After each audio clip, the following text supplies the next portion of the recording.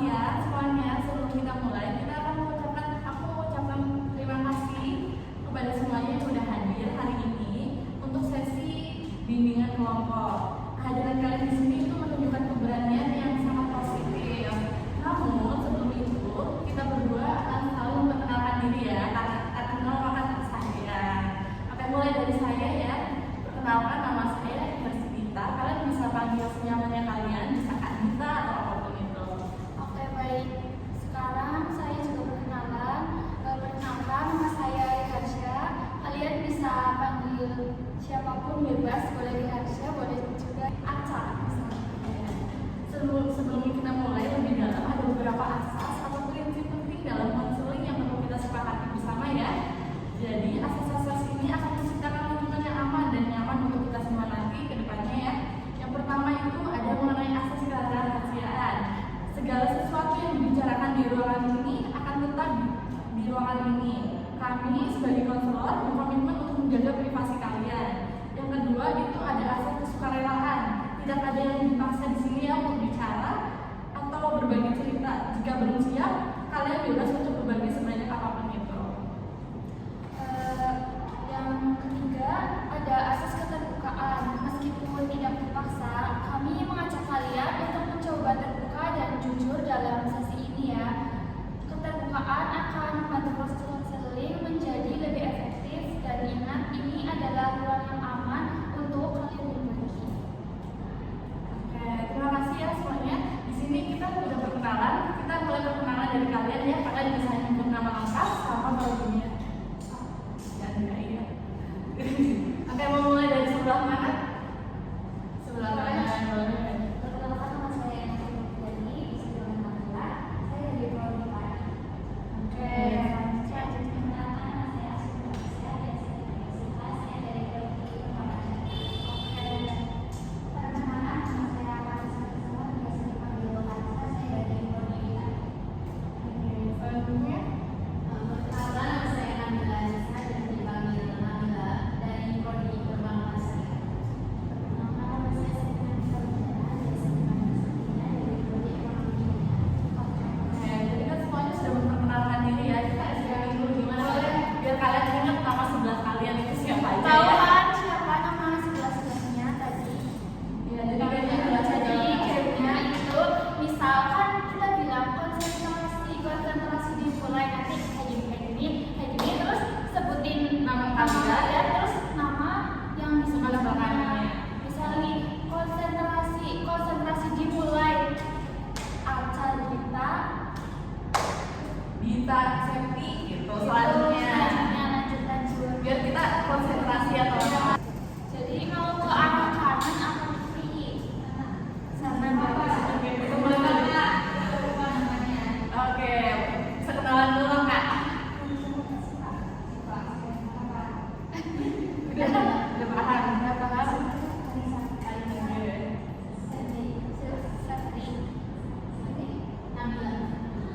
Oke, kita mulai ya.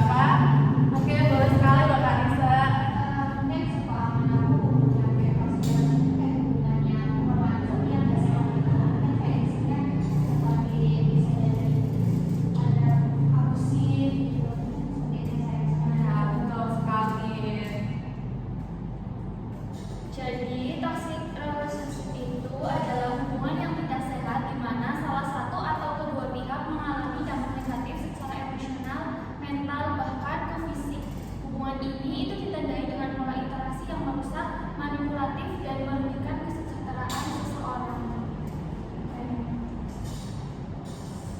Nah, terus selanjutnya itu ada ciri-ciri dari toxic relationship. Kalian tahu nggak sih ada yang buat ciri-ciri dari toxic relationship itu apa aja? Toxic relationship itu bukan soal pasangan doang ya teman-teman. Jadi ada juga soal pertemanan, Bisa pekerjaan atau di lingkungan manapun bisa. Jadi menurut kalian ciri-ciri pertemanan yang toksik atau pacar yang toksik itu sih seperti apa? Ada yang mau menjawab? Sebelum nanti kita jelasin. Boleh sekali kalau bisa. Kayak pertemanan ya, kalau mungkin pertemanan itu misalkan menjelekin teman di belakang. Betul, itu salah satu toksik. Terus ada yang mau namanya nggak? Boleh. Kalau di pasangan tuh kayak pasangan itu terlalu posesif gitu. Iya betul. Terus itu kalau posisi itu buat gak nyaman sih ya pasangannya. Ada lagi? Oke, jadi langsung kita jelasin ya kan. Oke, mengenai ciri-ciri dari toxic relationship. Jadi ciri-cirinya itu yang pertama munculnya sifat posesif berlebihan. Tadi yang dikatakan Ganapila, muncul sifat posesif seperti mengatur cara berpakaian, bertemu dengan orang lain yang mencerminkan tidak kepercayaan. Dan yang kedua itu sering direndahkan, dikritik, terus menerus dihina di depan orang lain. Misalnya kayak kamu tuh nggak bisa apa-apa kayak gitu, apa kamu nggak bisa tanpa aku kayak gitu. Lalu yang ketiga itu ada larangan untuk menjauhi seseorang. Misalkan nih kalian punya teman-teman dekat tapi sama pacarnya itu dia nggak dibolehin ketemu sama temannya. Kayak kamu jangan main sama itu tuh gini kayak gitu. Itu termasuknya udah masuk ke toxic relationship gitu. Yang keempat itu ada manipulasi emosi, yaitu ketika pasangan berkata kalau kamu sayang pasti kamu nurut. Pernah ngalamin nggak seperti itu? Mungkin yang ada punya pasangan gitu pernah ngerasain nggak sih? Oh, ada pasangan ya. Jangan sampai sampai. Lalu kekerasan verbal, fisik atau emosional seperti tampak dari perilaku berteriak, memaki, mengancam atau bisa mukul dan lain sebagainya. Lalu ada gaslighting, yaitu muncul ketika pasangan membuat kamu ragu tentang ingatan sendiri, lalu memutar balik fakta atau berkata itu nggak pernah terjadi, kamu aja yang lebih baik gitu. Lalu tidak adanya me time, yaitu terjadi ketika pasangan marah saat kamu ingin waktu sendiri dan menuntut kamu untuk saling melapor. Jadi kalau misalnya kemana-mana, misalnya kita kan me time, tapi itu tuh harus selalu melapor ke pasangannya, misal harus pak video kayak gitu dan sebagainya. Jadi jangan ada sama misal teman lawan jenis atau gimana gitu, itu nggak boleh. Itu udah termasuk toxic relationship. Nah, terus selanjutnya itu pola toxic berulang ketika hubungan terus berada dalam siklus bertengkar, terus habis itu minta maaf, terus manis sebentar lalu bertengkar lagi seperti itu. Itu juga termasuk ciri-ciri toxic relationship. Oke, menurut kalian kan tadi udah dijelasin dari ciri-ciri dari toxic relationship nih. Terus ada nggak sih menurut kalian dampak yang paling terasa kalau misalnya kalian ada di zona toxic relationship? Bisa Ada yang mau? Ada yang mau? Boleh, silakan.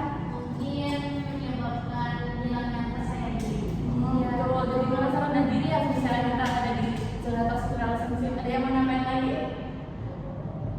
Oke, kita lanjut aja ya mengenai kita jelasin nih dampak dari toxic relationship. Yang pertama itu ada depresi dan cemas berlebihan. Kalau misalnya kalian ada di zona toxic, biasanya kalian merasa cemas loh. Misal contoh tadi udah dicontohin, kalau kalian nggak kabarin, kalian merasa ada yang kurang, kita merasa cemas. Itu termasuk ya teman-teman. Terus yang kedua itu hilang kepercayaan diri. Betul, tadi kita kayak merasa rendah diri, terus jadi nggak pede misalnya. Iya. Terus yang ketiga kita merasa tidak berharga. Biasanya kalau kita ada di zona toksik, kita merasa nggak berharga loh. Kalau misalnya kita contoh, Misal kita tuh tidak berharga. Misal kayak kita udah menunjukin nih sifat yang dia nurut lah istilahnya, tapi sama pasangannya tuh nggak dihargai, kayak malah dikatain apa sih kamu tuh lebay banget, apa sih kamu itu nggak effort buat aku dan lain sebagainya. Seperti itu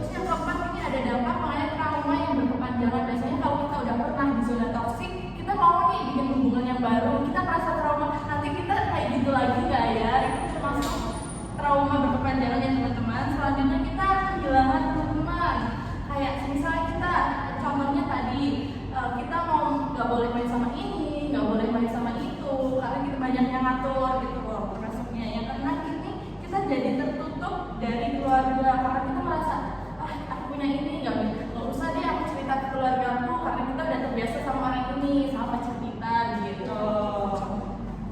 Ada yang mau ditanya nggak soal dampak dari toxic relationship? Mau nanya?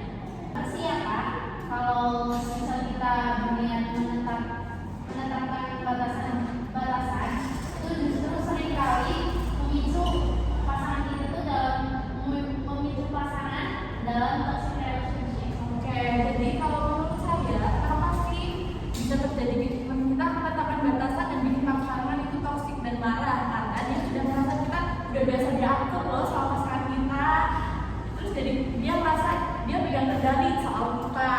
Nah, terus kamu bilang nggak mau atau nolak dia secara sadar, dia jadi merasa kuasanya itu kayak diambil, kayak merasa nggak terima. Soalnya kamu kan biasanya dipegang kendali, terus tiba-tiba kamu menolak, itu yang bikin dia ngerasa kayak gitu. Itu bikin dia merasa nggak nyaman, kayak takut kehilangan kontrol kamu, dan akhirnya ngambek atau marah-marah. Buat pasangan itu jadi toksik. Batasan itu bukan kayak tanda sayang ya, tapi dia kayak kamu itu nolak dia, makanya reaksinya kadang itu dia marah seperti itu. Mungkin dari teman-teman ada yang mau nanya lagi? Oke, boleh sekali Mbak Risa. Jadi kan saya sering melihat kayak dari orang lain itu kayak kita, terus ada juga pengalaman dari saya sendiri. Itu teman saya itu kan kalau saya bilang sih itu kayak termasuk toxic relationship. Tapi saya juga udah berjelasin kayak sebelum saya ngomongnya kayak gini kayak gitu. Tapi masih bisa saya jelasin, dia tuh harus mempertahankan hubungannya itu loh. Jadi saya juga harus tahu kenapa sih orang yang udah disakitin, udah dibohongin, misal hubungan udah jelas kayak toxic relationship itu, mereka masih kayak mau bertahan sama orang itu. Oke, jadi teman-teman ada di situasi itu sebelum dari saya nanti jawab gitu. Mungkin mau bertanya dengan sama-sama. Oke, yang mau menjawab sebelumnya kayak masa pernah dicurhatin terus apa yang kalian lakuin nih? Buat kok kamu kayak gitu terus sih? Menurut kalian itu kenapa? Kalian ngejelasin ke mereka itu seperti apa? Menurut kalian pas teman kamu curhat nih? Sebenarnya sih kalau pas ada curhat ya, saya cuma bilang harus putus saat itu. Cuma di lain sisi saya mikir apa mungkin karena dia udah bergantung itu sama pasangannya. Apalagi emang dari sistem saya itu kurang budaya itu. Jadi saya kira atau karena dia budaya tersebut sih jadinya bergantung sama pasangannya walaupun Betul sekali sih. Itu ada kayak ketergantungan emosional di mana itu seseorang merasa hidupnya nggak bisa lepas dari pasangannya. Ini dia kayak merasa takut kehilangan, takut sendirian, takut nggak ada orang lain yang bisa perhatian seperti yang pacarnya kasih ke orang ini ya. Terus ada yang namanya trauma bonding, yaitu kayak adanya ikatan emosional yang berbentuk karena hubungan yang naik turun. Kadang dia merasa disayang, kadang merasa enggak, itu termasuk kayak merasa setelah disakitin pasangan tiba-tiba kayak bersikap manis, minta maaf, menunjukkan perhatian. Hal ini yang menunjukkan korbannya itu berharap dan berpikir bahwa pasangannya sebenarnya baik sih dan pasti bisa berubah. Terus yang kedua itu ada kayak rasa takut buat sendirian, kayak juga sangat berpengaruh ya. Banyak orang bertahan karena merasa lebih baik berada dalam hubungan yang menyakitkan daripada harus sendiri. Itu adalah pikiran yang salah sih. Ditambah lagi dengan kayak rendahnya harga diri, korban sering merasa dirinya tidak cukup baik buat orang lain. Jadi dia merasa kayaknya aku nggak bisa deh buat lebih baik buat orang lain kayak gitu. Itu makanya cukup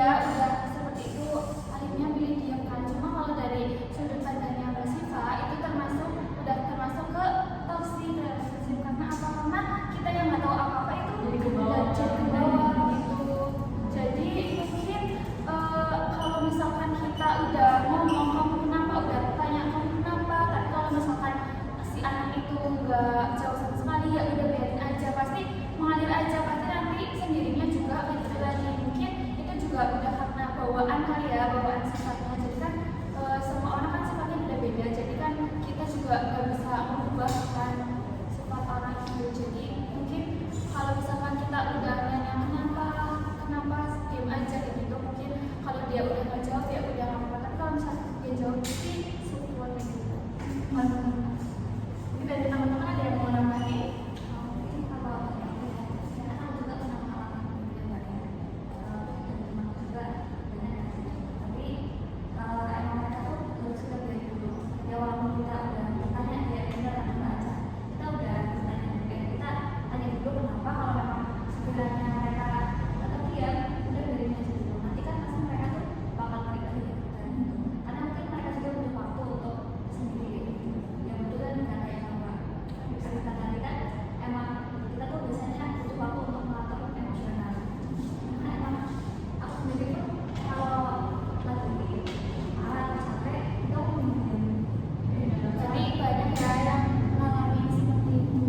Betul. Soalnya kalau misalnya kita mungkin memang itu cara strategi coping dia, kalau misalnya dia langsung bilang ini itu, takutnya nanti malah marahnya malah ke orang itu. Jadi lebih baik dia mungkin silent treatment terlebih dahulu. Itu mungkin cara dia buat ngontrol emosinya. Oke teman-teman, jadi kita langsung lanjut atau ada yang masih ada yang ditanyakan? Lanjut? Oke, selanjutnya kita akan membahas kenapa sih orang susah itu keluar dari zona toxic relationship. Mungkin tadi kita udah bahas sedikit ya tentang dari pertanyaan Mbak Kalisa sama Mbak Nabila. Lalu di sini ada alasan kenapa sih orang itu susah keluar dari toxic relationship. Yang pertama itu ada ketergantungan emosional, yaitu merasa tidak bisa hidup tanpa pasangan. Jadi kayak sudah terbiasa jadi dia, jadi kayak merasa aku bergantung sama dia gitu. Yang kedua itu harapan akan perubahan, yaitu percaya pasangan akan berubah seperti tadi yang dikatakan oleh Mandita, seperti itu ya. Lalu yang ketiga takut sendirian, ketakutan akan kesepian. Mungkin karena teman-temannya juga pada ngejauh ya pas waktu sama pacarnya, jadi kalau misalkan udah putus dari pasangan itu bingung mau sama siapa karena temennya sudah pada ngejauh gitu. Yang keempat itu rendahnya harga diri, yaitu merasa tidak layak mendapat yang lebih baik. Jadi kayak pikirnya tuh nanti kalau misal aku putus dari si ini, nanti aku bakalan dapat yang lebih baik gak ya dari ini, atau apa malah sebaliknya begitu. Lalu yang kelima itu tekanan sosial atau keluarga, yaitu stigma atau ekspektasi dari lingkungan. Dan yang keenam itu ada trauma bonding, yaitu keterikatan emosional yang terbentuk dari siklus penyiksaan dan kasih sayang.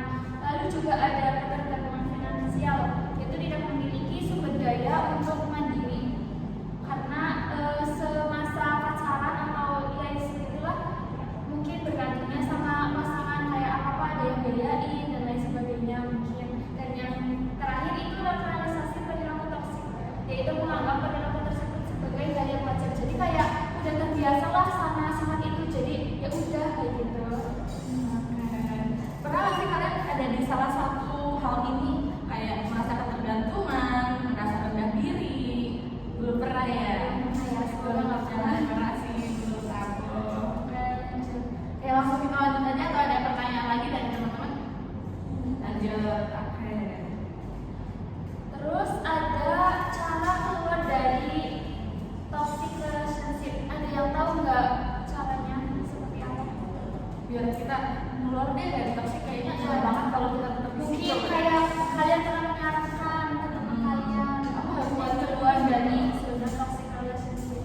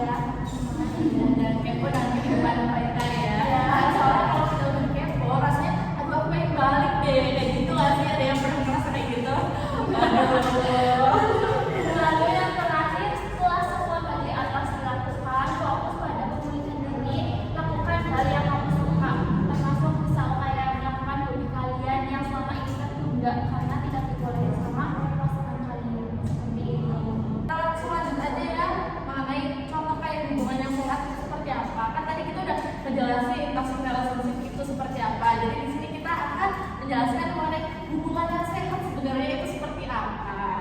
Di sini ada 7 poin ya teman-teman. Ada yang tahu nggak sih hubungan yang sehat itu seperti apa? Ada yang tahu nggak? Hubungan sehat, saya kira sehat itu seperti apa? Mungkin saling menghargai ya. Ya betul. Di sini yang pertama itu kita ada saling menghormati, hargai perbedaan dan batasan. Misalnya kalian punya teman atau pasangan, kalian harus tahu apa yang harus kita tahu, apa yang harus kita nggak tahu. Jadi ada batasannya sendiri ya. Yang kedua itu ada komunikasi terbuka, bisa ngomong apa aja tanpa takut. Jadi kita nggak boleh, kita harus komunikasiin dulu, jangan mikir ih nanti dia tersinggung nggak ya. Jadi kita harus komunikasiin terlebih dahulu biar kita tahu respon dia tersinggung atau enggaknya. Yang ketiga itu kita harus saling percaya, nggak perlu cek HP atau curiga terus, karena dalam satu hubungan kita perlu yang namanya kepercayaan. Betul. Yang keempat, setara keputusan dibuat bersama. Misal kita pengen makan, contoh kecilnya kita pengen makan ini, tapi dia pengen ini, kita harus ambil jalan tengahnya ya, sama-sama kita pengen, jangan kita berseberangan gitu.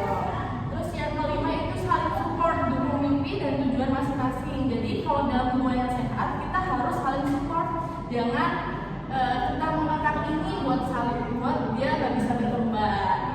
Yang keenam itu kita tetap punya identitas sendiri, boleh punya teman dan hobi sendiri.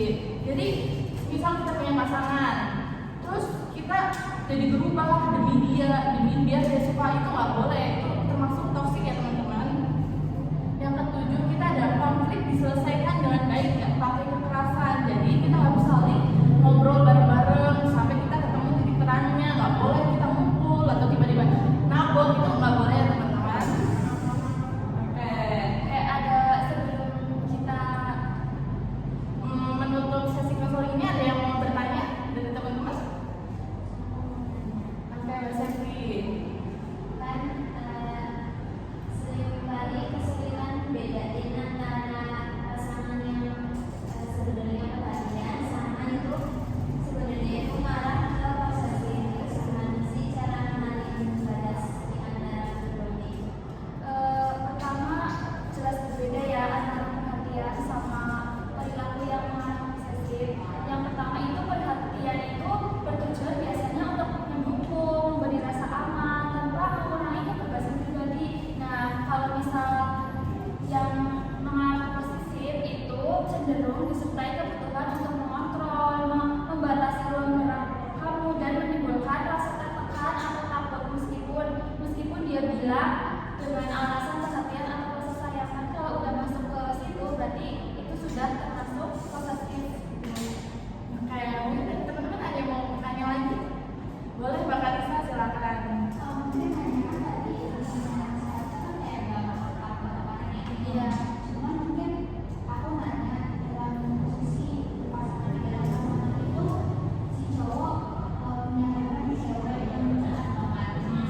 Kayak sisi dari posisi itu kayak mungkin dulu lah ya sama punya itu terus si cowok juga mungkin kayak benar sih pasangan gimana dan kita tuh pengen kasih tahu loh kalau aku tuh kayak pengen dia kasih jarak itu gimana sih cara dia ngomongin baik-baik tanpa merasa bikin si cowok itu kayak "Ih, kamu jadi sebenarnya enak." Oke, mungkin dari teman-teman ada yang pernah di proses itu, ada yang mau menjawab sebelum dari kita? Oke, mungkin kalau menurut kita, kalau misalnya pas kita bilang ke pasangan itu, kita jangan dalam posisi marah dong, jangan dalam posisi kita masih cemburu. Kita harus ada di posisi memang kita udah adem, udah tenang, jadi kita bisa ngomongnya pelan dan nggak buat dia tersinggung. Kalau misalnya kita bilang, aku nggak suka loh, aku cemburu loh, kalau misalnya kamu ngomong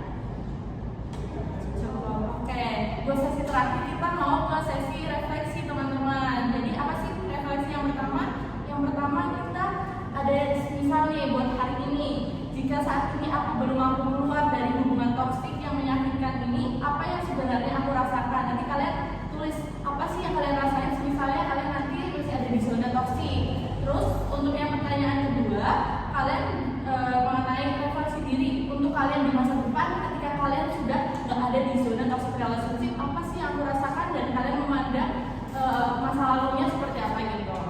Ada yang dipahami nggak? Ada yang bingung nggak?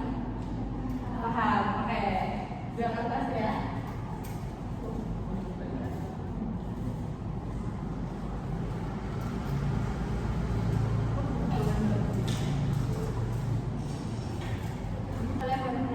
Boleh nanti disebutin di akhir.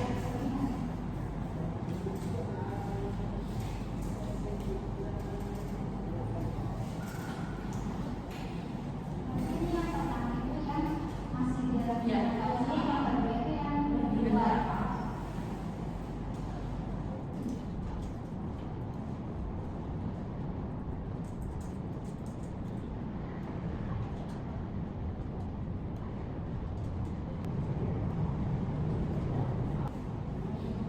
Oke, teman-teman udah selesai belum? Kalau ada yang udah selesai, boleh ada yang sukarela untuk mengungkapkan. Untuk misalnya dari kamu yang ada di masa ini ada di zona toxic relationship dan untuk masa depan apa yang bisa dia rasakan nantinya. Boleh Mbak Kanisa. Boleh sekali. Mungkin yang saya rasain yang pas pertama yang masih dalam dunia pertama saya rasain itu pasti capek, tapi di lain sisi saya juga pasti merasa juga gimana sih caranya, tapi yang paling saya rasain pasti kesel terus tapi kalau nggak tahu kan berarti dari zona Iya, dia udah kalau mulai. di zona luar pasti beda dari yang sebelumnya yang tadi capek terus saya merasa bebas saya bisa melakukan apa yang saya pengen dan kalau tidak ada masalah tentang lingkungan dari sisi pandang ketika saya berada di posisi orang bebas dari toxic relationship terus melihat bahwa saya sih harus masih dalam toxic itu saya merasa kayak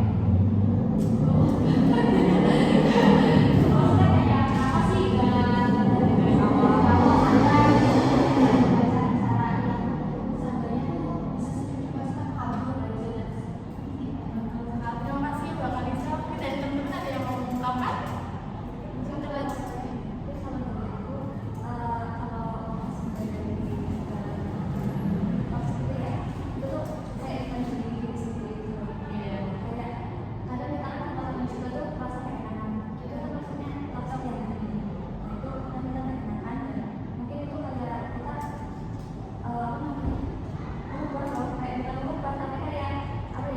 gimana ya caranya biar dia itu mau berteman dan tetap kayak mau ada di sebelah kita gitu kan jadi kan kayak berubah gitu kan nah terus setelah udah keluar tuh kayak ya udah kita tuh bebas mau mengekspresikan diri kita sendiri itu gimana. Betul sekali. Terima kasih ya Mbak sudah mau teman-teman yang udah mau menjelaskan. Oke, terus mungkin ada kata-kata penutup nih dari kita. Kamu berharga dan layak bahagia. Toxic relationship bisa terjadi pada siapa aja. Yang penting adalah keberanian untuk mengenali dan kekuatan untuk keluar dari zona toxic relationship. Pilih dirimu sendiri, pilih kebahagiaan, dan pilih masa depan yang lebih baik. Semuanya terima kasih banyak ya yang sudah hadir pada pertemuan sesi bimbingan Nanta hari ini.